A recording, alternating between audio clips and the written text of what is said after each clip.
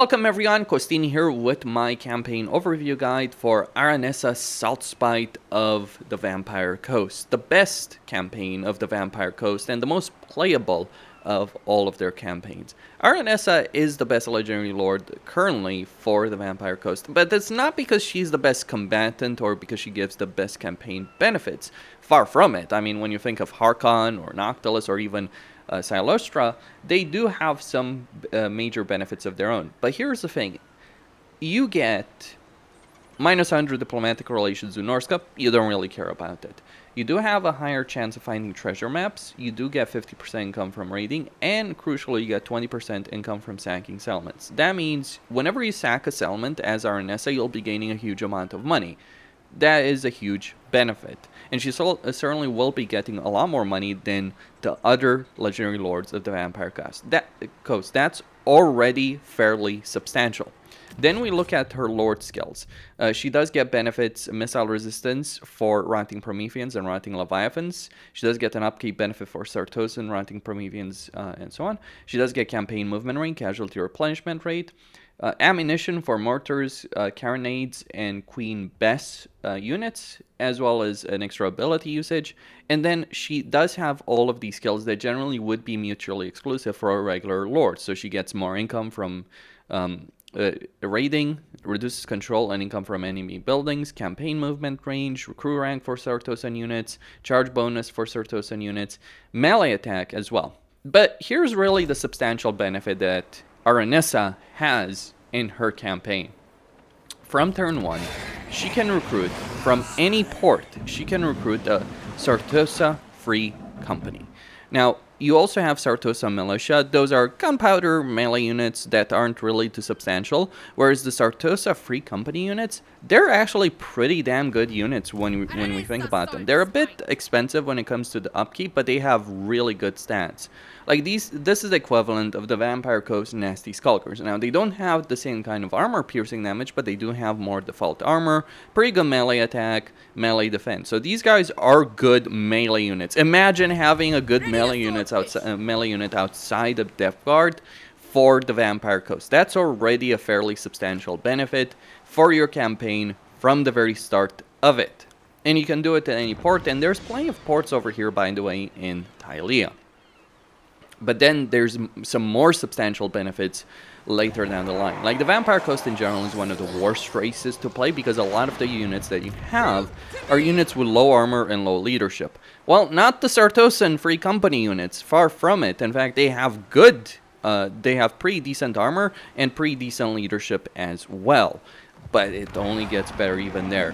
Because at tier 1 you can get Sartosa Free Company Militia. At tier 3 you can get man-eaters. Now, you look at man-eaters, you look at a monstrous infantry that man-eaters provide, and you realize that, yes, they are expensive to maintain, but they are some of the best infantry units, early game infantry units, that many factions can recruit. They're not Warriors of Chaos, they're not necessarily on the high level of Nasty Skulkers, but they're decently armored, they have high leadership and good melee stats. They also have a good amount of armor-piercing damage. So these man-eaters, or man-eaters with ogre pistols, they'll do a lot of damage in ranged, if you're talking about the ogre pistols, or in melee for the regular version. So you have the ability, when you're playing as Sartosa, to recruit some really, really good units. And this helps you out in a major way because the problem with the Vampire Coast is that they do have some decent ranged options,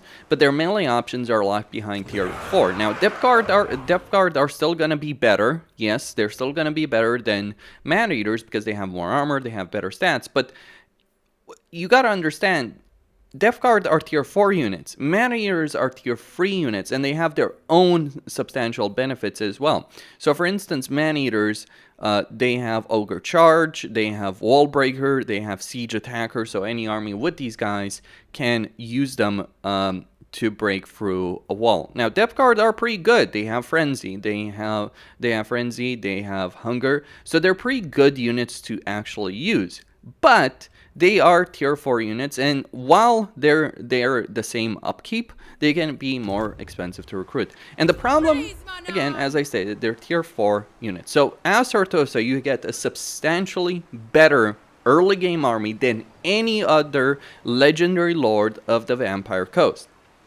But that's not where the benefits end for Aranessa. Now, if we look at her campaign effects, she does get 20% weapon strength and 8 melee attack for Sartosan units. So if you're recruiting these free companies for other armies, they won't have as much melee attack. But that's still a substantial melee attack, and they're capable of standing toe-to-toe against pretty much every other unit that can be thrown against her. Now, Aranessa is not a powerful commander. She has low armor. She's not going to do necessarily very well in a battle. But here's the thing. You get those units to recruit, you have the best army of the Vampire Coast. And you can mesh it very well with the ability to recruit mortars from tier 2 and break down, not necessarily walls, but really win in sieges very, very well. It only gets better from there. Because another thing that Aranessa does have in her campaign that really helps her out in a very substantial way is actually her starting position. Sartosa is an amazing settlement. The reason it's such an amazing settlement is you have these various structures that give you trade resources, a lot of income, or all sea regions are made visible to your faction. You also have orchard for wine production, which again, more trade resources. So you have a lot of value being gained from Sartosa. And because you have these ports over here, well, Vampire Coast does earn a pretty good amount of money from ports. So having Tylea as a starting enemy is actually great for you as the Vampire Coast. Now, beyond that, you also have Claw, and you can make an alliance with Claw, and you can also make an alliance with the Broken Nose. That's two factions that you can have as allies. Now, granted, Greenskins don't necessarily make the best allies because Greenskins, you can trade with them, but you can wipe out Belegar. Like, once you deal with Tylea, you can wipe out Belegar and help the Broken Nose. After that, you can go for the Western Border Princes, go for Scrag, fight that. Though I would advise not committing too many resources against the Western Border Princes for the simple reason that it's easy enough to end up at war with all the good factions like Orion, Durfu, all that, Gelt in this region. And you don't want that. You don't want to waste time in your campaign doing that. Like, you should use the Broken Nose as a faction to hold the front line, especially in this particular settlement, because they'll easily lose Caracazor and these two. You can use the Broken Nose, you can help Ikiclaw as well, get him as a pretty decent ally. I mean, you have a guy that can help you out with nuclear weapons. That's a fairly substantial amount of power in your campaign.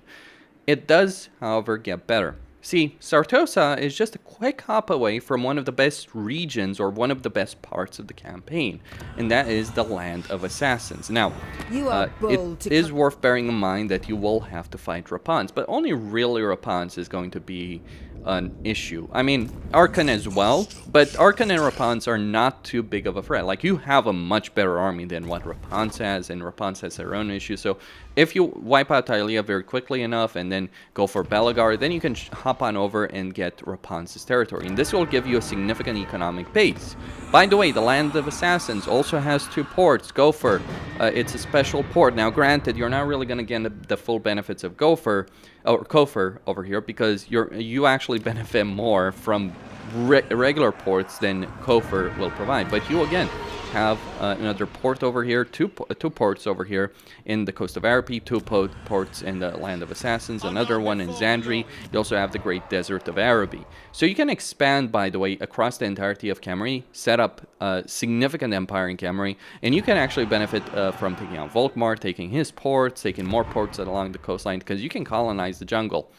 And once you conquered at least a portion of Araby and Camry, or all of Araby and some of Camry, like, I'd probably draw the line of maybe the Crack Land and the land of the Dervishes over here, and maybe make an alliance with Cetra, and then hop on across the ocean to fight the Skaven to make deals with Luthor Harkon, or wipe him out. Really, and take his territory. Lustra can be a great location for you as the Vampire Coast, because the Lizardmen are uniquely weak against you. Like, of all the factions that you get to deal with on the campaign map, it's the Lizardmen that the Vampire Coast is the most suited to actually beating, because generally speaking, the Lizardmen have a lot of infantry units. They don't have a lot of range. Like, your units are very vulnerable to range for a range-centric faction. I know that's a ridiculous situation, I know.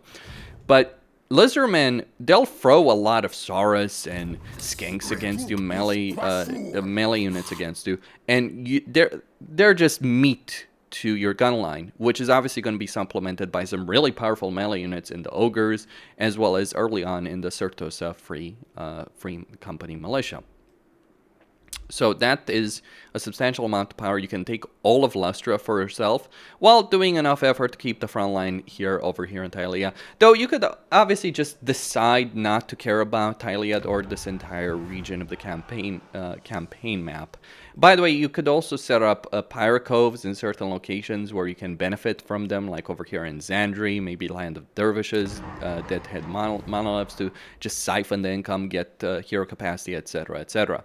So there's a lot of potential in this particular campaign. It's got the best army. It's got the best campaign starting situation of all of the Vampire Coast. I mean, Harkon does have a pretty good situation, but Harkon does not have something like Sartosa on his hands. And Sartosa is a really good settlement for pretty much any faction, unless it's completely uninhabitable climate, which I don't think any faction has temperate as completely uninhabitable. Sartosa is a good settlement to take. Then, of course, you've got the various fleet offices. A great deal of benefits to be gained if you're playing as Aranessa. It's not because she's powerful in combat. She's probably the weakest, actually. Like, Harkon, especially once you cure his madness, is substantially better than she is. But when it comes down to it, she's got the best army, the best starting position, the best expansion path of all of them. Like, even if you're playing as Harkon, Luthor Harkon, yeah, you can expand across Lustra, but Lustra is not Araby. Araby is a very valuable part of the campaign map, and you can really gain a lot from it. You can also gain the dwarves as allies, especially if you give them the Great Desert of Araby, though you're likely going to have to fight Belegar in your campaign. Thing is, you're quite well suited to dealing with Belegar. Though the one thing I would be concerned about are the ghosts that he will have as part of his army. That is obviously going to be a major concern when you're playing this campaign. Now, victory conditions, you just have to defeat Noctilus for sure campaign victory condition. So, yeah, take the Galleon Graveyard. You're going to benefit from it. And then occupy a Luthor race and sack 30 different elements. Or you could just wait for Noctilus to die, because he tends to die. You can also take all of Ulfwan if you want to, all of Nagron, though Ulfwan can obviously be a major issue in your campaign, but unlike Noctilus, who has to deal with them from the very start, you can deal with Ulfwan once you've built up some very powerful armies to just throw against them. And armies with high armor, like Depth Guard, Ogres, combined with obviously the powerful artillery that the Vampire Coast does have access to. So there's a lot of power, there's a lot of potential in this particular campaign, and if you're going to play the Vampire Coast, if you're picking it up, this is the campaign that I will highly recommend you start with, because it is by far and away the best campaign for the race. Just a bit of an annoying situation that can get out of hand here in the north, but you can avoid that, go for Araby. As long as you hold Sartosa, you don't necessarily care about Tylea. And one of the things to mention is you should sack every single settlement that you encounter, because you'll gain a significant amount of money. And you should also, research-wise, you should try and get all of these admirals here, because each of these admirals will have a horde army associated with them, like Aranessa has. Because most of your lords will be regular lords, they won't have a horde army. A horde army gets substantial benefits in combat and on the campaign map that shouldn't be ignored. And that's all there is to say. Costin here, signing out. Don't forget to subscribe, like, and enable notifications. I'll see you boys and girls next time. Next campaign I'm going to be covering is going to be the Fey Enchantress.